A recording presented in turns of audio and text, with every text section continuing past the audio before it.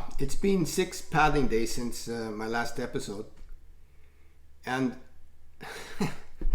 I really don't know where to begin. First of all, look at this place I'm staying in. Wow, we'll get back to that. Secondly, let's start with the nightmare.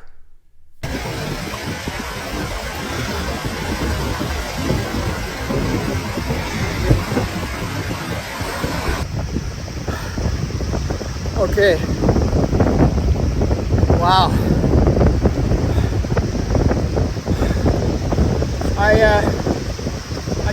I paddled long into the bay, and then I just decided to go across. When I got kind of in the middle, I don't know if the wind was there all the time or if I just came out beyond where the comfort zone was. So I tried to go across, and then I just couldn't do it. So I had no other choice than just to follow the waves all the way into shore, which took around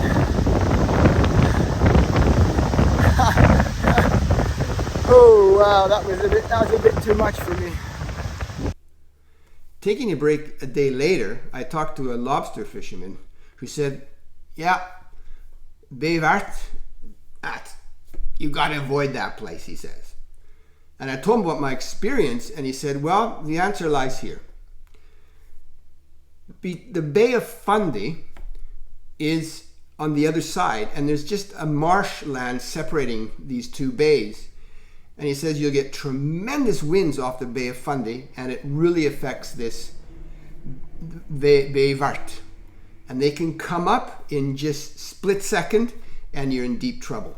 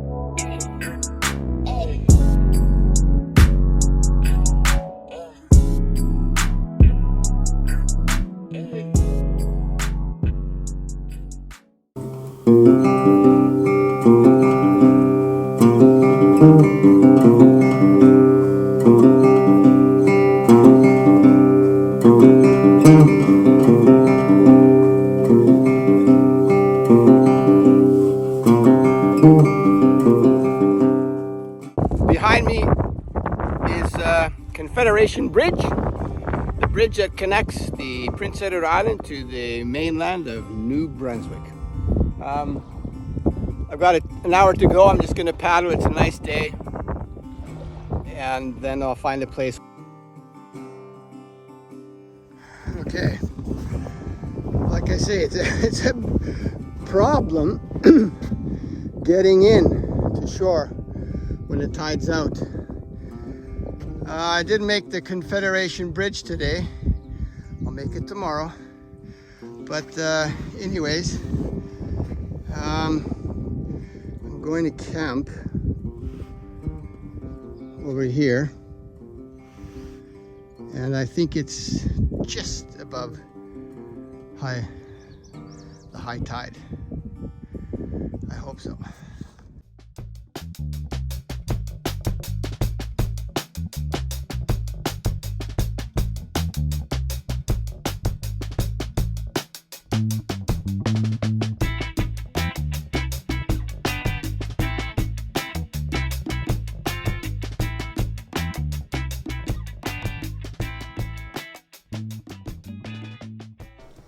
On day 17, I paddled close to 40 kilometers from Confederation Bridge to a place called Fagan Point in Cape Pelé. While pitching my tent, along came Nick and Kira with their 2- and 4-legged friends. I've never seen a pet pigeon before, which kind of took a liking to me, and so did the dog. What a beautiful evening with these 2 wonderful young adults, and wow, what a sunset. But thank you, Nick and Kira, for an enjoyable evening. It was really fun, and the beer.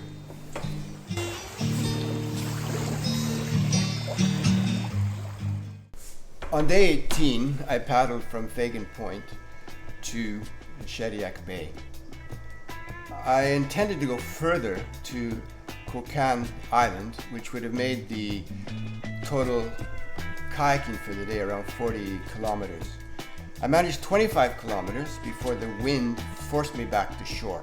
It's okay sitting on a sandy beach for 7 hours in the wind, but it gets a bit boring. I was very thankful when a guy named Josh came along, and he gave me a little lunch and a ham bun and 2 beer, and that helped me pass away the hours. And then I just snuggled in my rain jacket and caps and slept for a couple hours. Later that evening, I camped on the beach before getting up very early the next day to do a long paddle. Good morning. As you can see, I'm showered and shaved, and I'm feeling great. And I've got such a...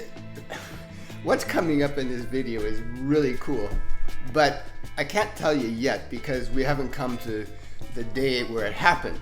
So let's go back to day 19. I call day 19 the day of the dunes. I was paddling and I came to a place called Cockney. Not Cockney, Kokan. Yeah, Kokan. Something like that. And well, I'll just tell the story the way it went down when I was kayaking.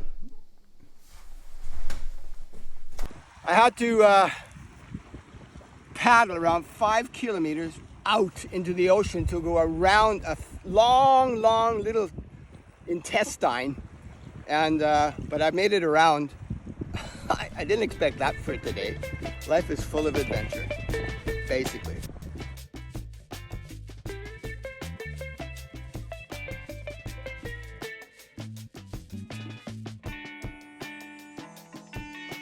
Why did Mother Nature have to make something like this? Why couldn't there just be like a natural waterway? But the 10-kilometer dune? But I was paddling around, I just said, wow, what a fantastic place.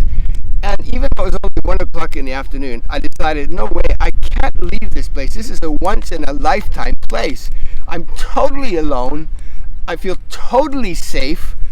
And got the fire burning, and I've gone for long walks, and it's just a fantastic, most beautiful place.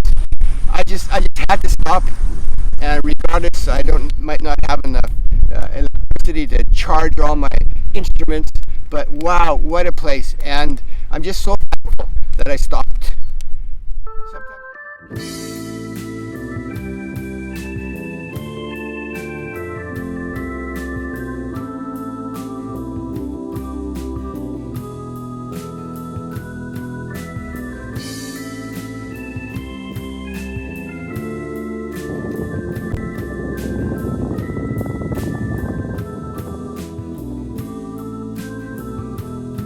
Amazing house in New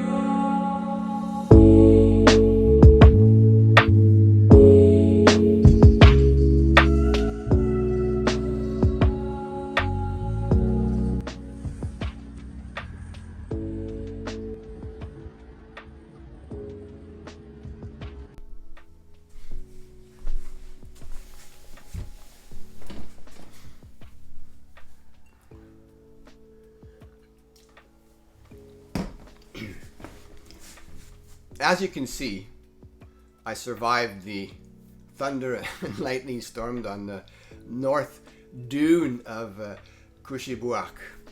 Okay, I didn't say it right, but it's an Indian name.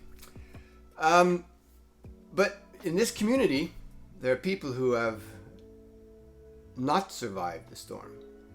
In 1959, what is known as the Eskiminiak disaster, 35 fishermen lost their lives between the coast of New Brunswick and Prince Edward Island.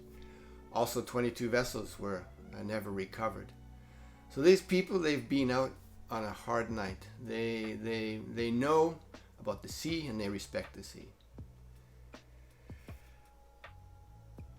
Paddling into Point Sepon, I saw a harbor, and I came in with my boat, my kayak, and I pulled up on the grass, and I started unloading my gear, and I thought I could just maybe sleep there in the little harbor, and then hook up to some electricity and work.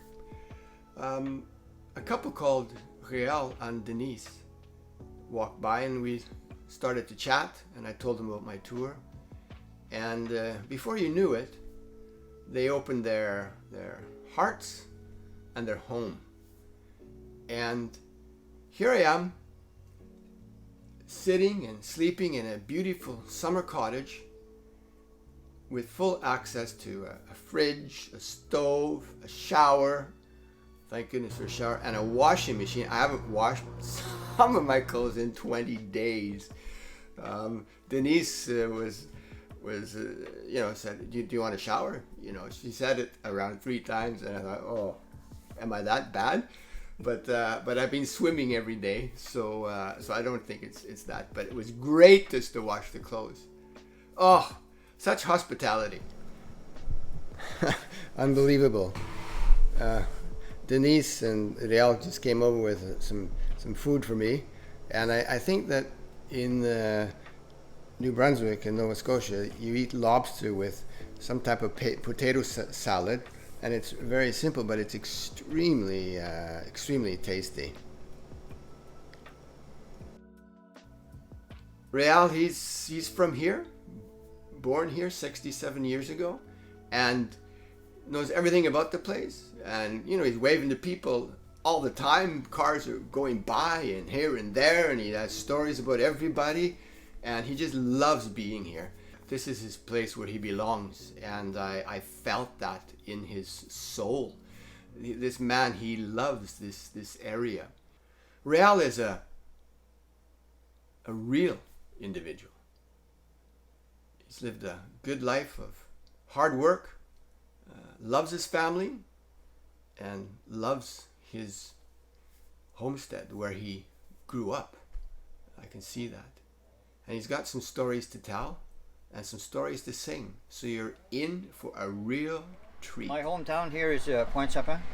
It's between Kushibuak Park in New Brunswick, Canada, and it's between the Kushibuak Park and Bissanan. Bissanan, there used to be a professional boxer, Yvon Durel, and it's between those two communities. And it's a nice place. It's a fishing community.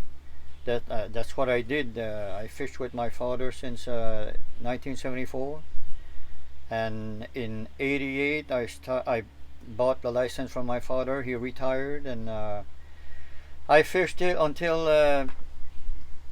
I fished the season 2020 there.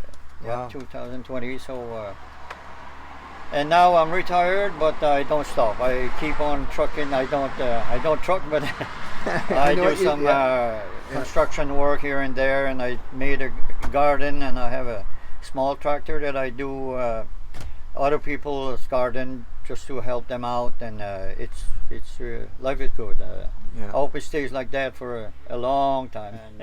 And and my 2 older brothers were playing guitar, and I said, there's no way they're going to play guitar and I'm not going to be able to, so I started playing guitar with them, and In 1985, we started a band, Daigle Brothers. Daigle Brothers, yeah, Fred yeah. Dag, and Yeah. we had a great time. I was brought up maybe 200 feet from the lighthouse, and when we were young, we used to whitewash the lighthouse with my granddad. He had a wooden leg. A lot easier for us to climb or whitewash the lighthouse. Anyway, I wrote this song with an older guy there. He passed before he could hear it, so he knew the words, but I had some music with it, so and here it goes.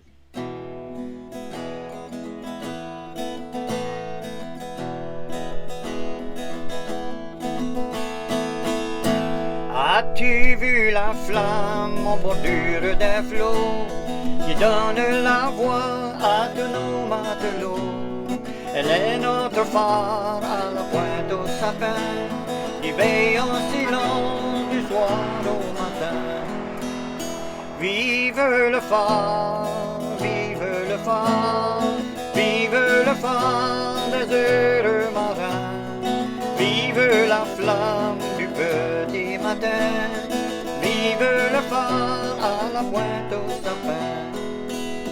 Tous ceux qui reviennent du large lointain et dont l'équipage est entre bonnes mains, prennent lumière à la pointe au sapin.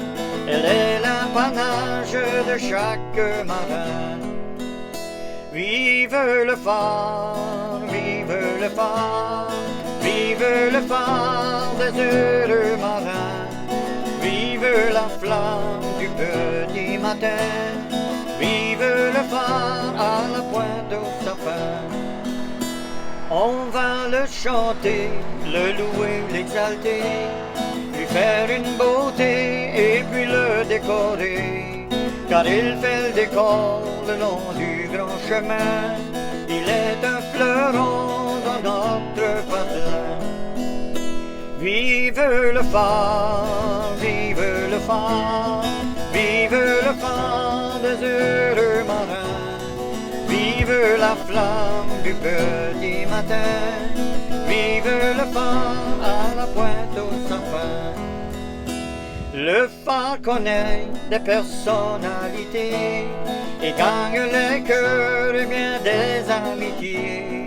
On vient de loin pour le photographier, pour le dessiner, le toucher, l'embrasser. Vive le phare, vive le phare, vive le phare des heureux marins. Vive la flamme du petit matin, vive le phare à la pointe au sapin. Vive le phare, vive le phare, vive le phare des heureux marins. Vive la flamme du petit matin, vive le phare à la pointe au sapin. Vive le phare à la pointe au sapin. Vive le phare à la pointe au sapin.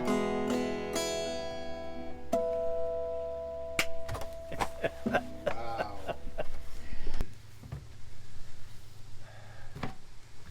Well, if you think I have it rough now, I don't.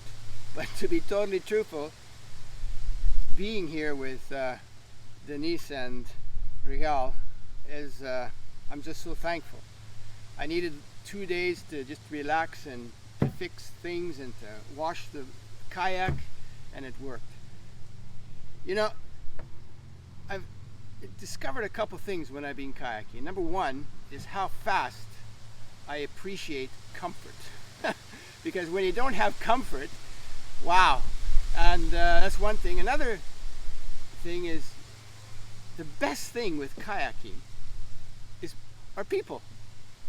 And the worst thing with kayaking are people. Because it's so good to be here. It's so fantastic. And it's so horrible to leave. But I've got to head out tomorrow.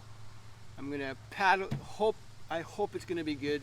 They're forecasting winds up to 30 to 35 knots. If that's going to happen, I'm not going to go. But I need to get to Gaspé and down the St. Lawrence. But until the next episode, keep on paddling.